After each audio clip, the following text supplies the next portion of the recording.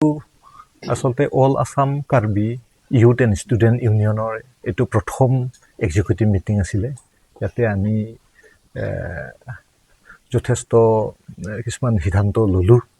সেই সিদ্ধান্ত অনুসৰি আগন্তুক সময়ত আমি এনেকুৱা সিদ্ধান্ত লোৱা অনুসৰি কাম কৰিম বুলি এনেকুৱা লৈছোঁ।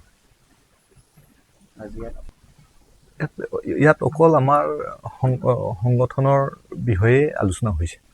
All Assam Karbi youth and student ইউনিয়নৰ আগন্তুক সময়ত কেনেকৈ কাম কৰিব তাৰ পৰিকল্পনা কৰা হৈছে।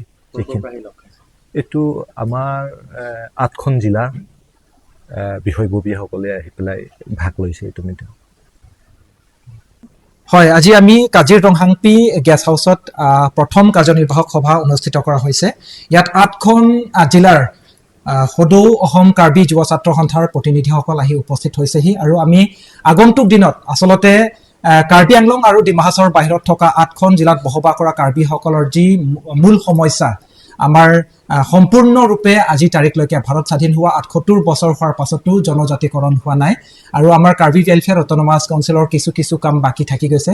সেই কামখিনি কেনেধৰণে আমি আদায় কৰিম বা চৰকাৰক আমাৰ দাবীবোৰ কেনেকৈ আমি উত্থাপন কৰিম বা অনাগত দিনত আমি সদৌ অসম কাৰ্বি যুৱ ছাত্ৰ সন্থাই কেনেধৰণে আমি কাম কৰি যাম বা সংগ্ৰাম কৰি যাম জাতিটোৰ কাৰণে। সেই যিকোনো খবৰৰ বাবে যোগাযোগ কৰক আমাৰ এই নম্বৰত 9181 307 221।